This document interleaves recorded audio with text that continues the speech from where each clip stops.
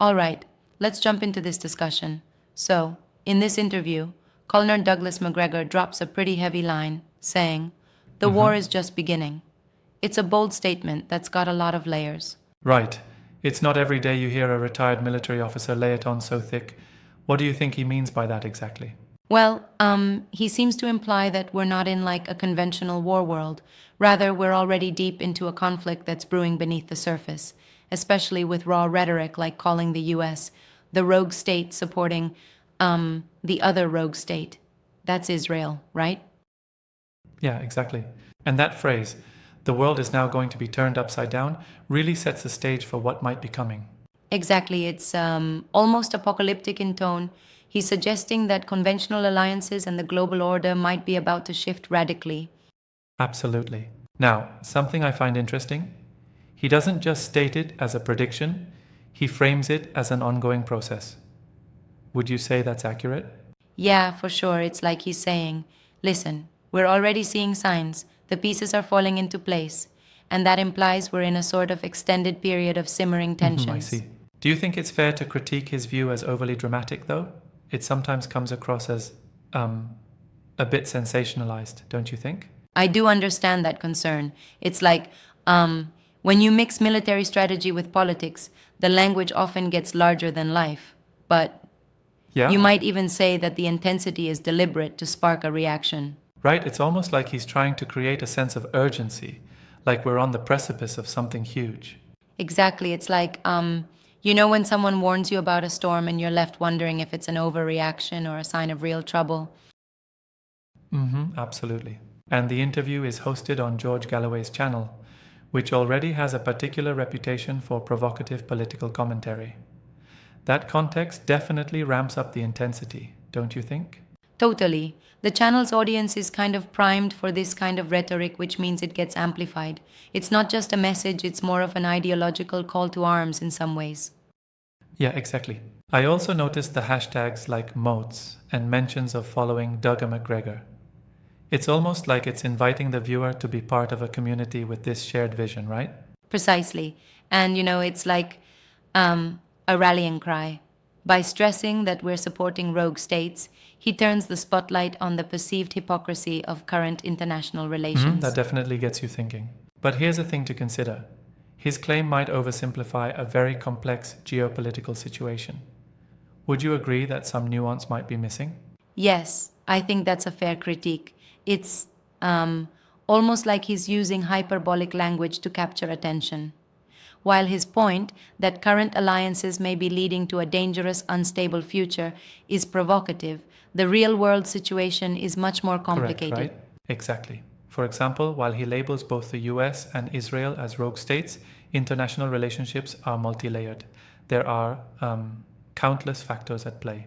True, though I guess his focus is on the idea that these states operate outside the expected norms and that the consequences of their actions aren't to be underestimated. Definitely. This stance might reflect a broader dissatisfaction with traditional power structures historically. Would you say there's an undercurrent of anti-establishment sentiment running through his argument? Absolutely. It's reminiscent of past rhetoric where disillusionment with mainstream politics leads people to view sovereign decisions as completely detached from ethical exactly. governance. And you know, the timing is interesting too. This interview came out only 48 minutes ago and already has over 13,000 views. There's clearly a resonation with some viewers on this. Right. The immediacy is key here. It's almost as if the current global situation is so charged that even a brief interview sparks significant attention and debate. Absolutely. Now, aside from the political statements, I wonder about his tone. Do you think his military background influences the language he uses here? Definitely. It's like he's drawing on his own experience, and that adds weight to his words. His choice of terms like war and rogue state comes off as very visceral, almost like he's been in battle himself. Yeah, that's a good observation. And his language certainly seems designed to unsettle the audience, urging them to look at international alliances through a more skeptical lens. Exactly. His message suggests that the current global order is on shaky ground, and that the alignment of these states might lead to a complete upheaval. It's like he's warning us that the situation might escalate much more quickly than most people expect. Right? Do you think the interview effectively combines military insight with political criticism, or is there a risk of it being seen purely as political propaganda?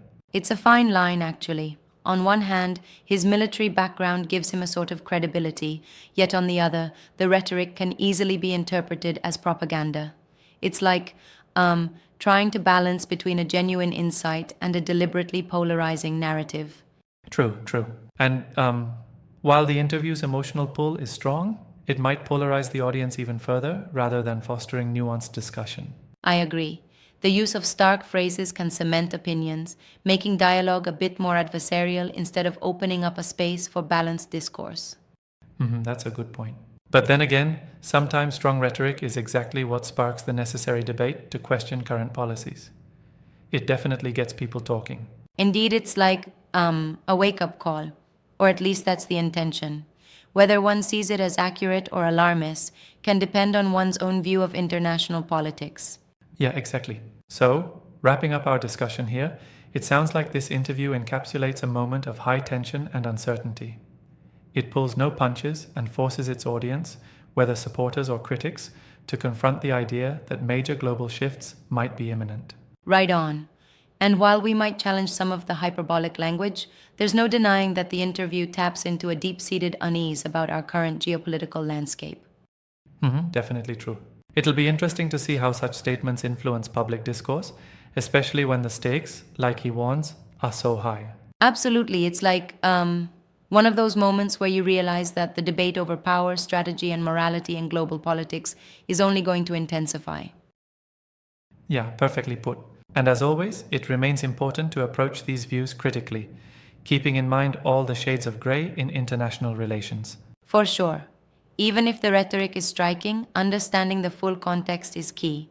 It's like listening to a storm warning. You need to know the details so you're not just swept away by the panic. Absolutely. Well, this conversation certainly sheds light on the complexity behind those hard hitting statements, doesn't it? Exactly, a complex issue boiled down into a moment of fiery rhetoric.